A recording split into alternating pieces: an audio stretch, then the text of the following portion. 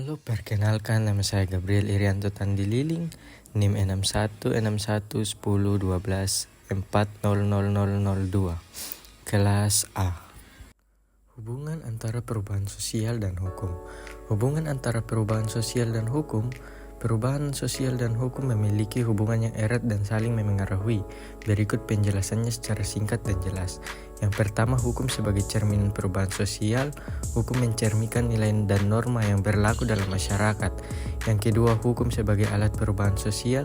Selain mencerminkan, hukum juga bisa digunakan sebagai alat untuk mendorong perubahan sosial. Yang ketiga, perubahan sosial mendahului perubahan hukum. Seringkali perubahan dalam masyarakat terjadi lebih cepat daripada perubahan hukum. Yang terakhir, hambatan dalam hubungan sosial dan hukum. Pengantar struktur sosial dan hukum. Pengantar struktur sosial dan hukum. Struktur sosial dan hukum merupakan dua unsur penting dalam kehidupan masyarakat. Struktur sosial menggambarkan pola hubungan antar individu dan kelompok dalam masyarakat, sedangkan hukum berfungsi sebagai aturan yang mengatur dan menjaga keberaturan dalam pola-pola hubungan tersebut.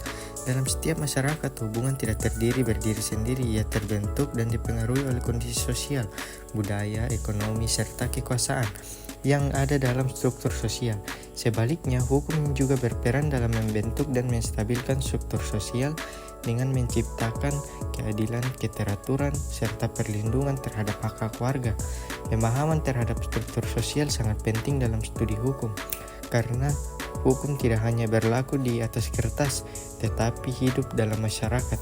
Oleh karena itu, hukum harus selaras dengan nilai dan struktur sosial agar dapat diterapkan secara efektif. Yang berikut adalah kaidah-kaidah sosial dan hukum. Jenis-jenis kaidah sosial dibagi menjadi 4. Kaidah agama, bersumber dari ajaran agama, mengatur hubungan manusia dengan Tuhan dan sesama. Kaidah kesusilaan, bersumber dari hati nurani manusia, mengatur sikap baik, buruk, dan menurut hati.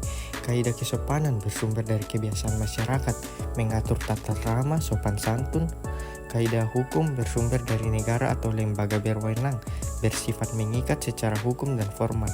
Sanksi dari kaidah hukum adalah hukuman nyata seperti denda, penjara, dan lain-lain.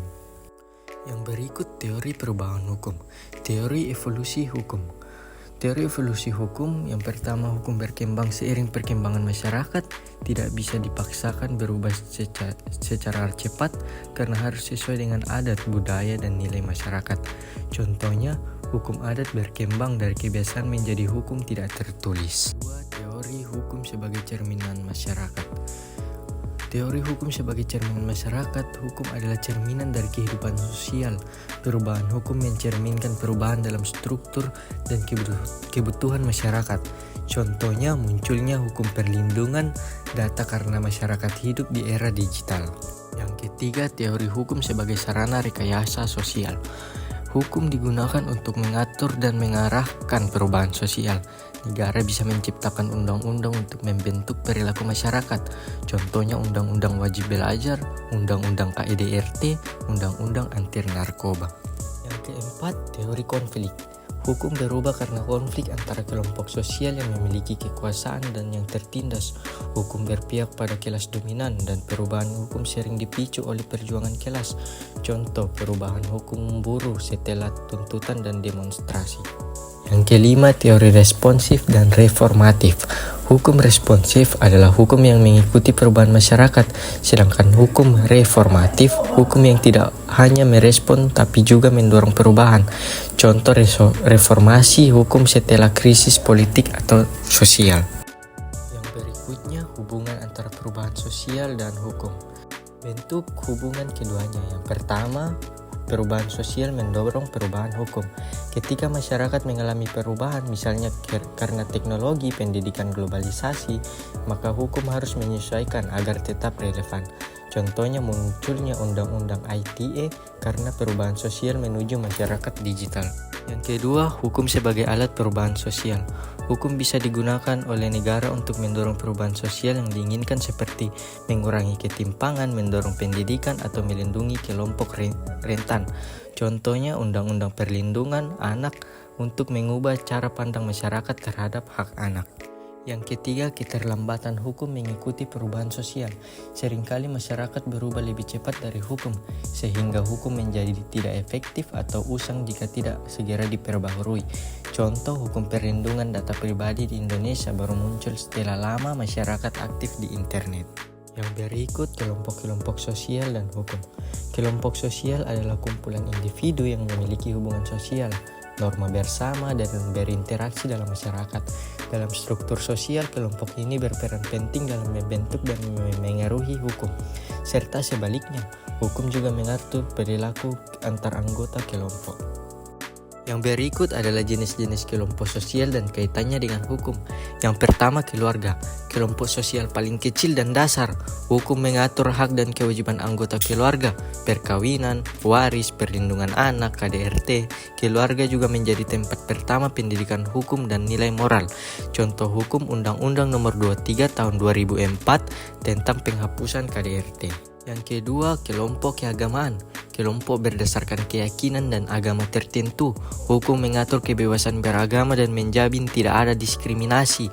Kelompok ini juga bisa memengaruhi hukum, misalnya dalam pembentukan hukum keluarga atau moral publik. Contoh hukum perlindungan hak beribadah, Undang-Undang tahun 1945 pasal 28E. Yang ketiga, kelompok politik. Kelompok yang bertujuan memperoleh atau memengaruhi kekuasaan politik. Hukum mengatur hak berpolitik, pembentukan partai, pemilu, dan kebebasan berserikat. Kelompok ini dapat mendorong perubahan hukum melalui advokasi atau kekuasaan legislatif. Contoh hukum Undang-Undang Pemilu dan Undang-Undang Parpol. Yang keempat, kelompok ekonomi. Kelompok berdasarkan kegiatan ekonomi, pengusaha, buruh, koperasi, dan sebagainya. Hukum mengatur hubungan kerja, kontrak, pajak, hak buruh, dan perdagangan. Konflik antar kelompok ekonomi sering diselesaikan melalui hukum perdata atau ketenaga kerjaan. Contoh hukum Undang-Undang Ketenaga-kerjaan dan Undang-Undang Cipta Kerja. Yang kelima, kelompok adat atau tradisional. Kelompok yang hidup berdasarkan adat istiadat setempat. Hukum nasional sering mengakui keberadaan dan hukum adat yang mereka anut, asal tidak bertentangan dengan hukum nasional. Peran penting dalam penyelesaian konflik lokal. Contoh hukum ini adalah pengakuan masyarakat adat dalam Undang-Undang Nomor 5 Tahun 1960 tentang Undang-Undang PA. Yang berikut, bentuk hubungan kelompok sosial dan hukum. Kelompok sosial membentuk hukum.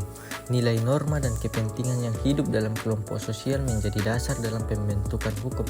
Aspirasi dan kebutuhan kelompok dapat mendorong lahirnya undang-undang baru.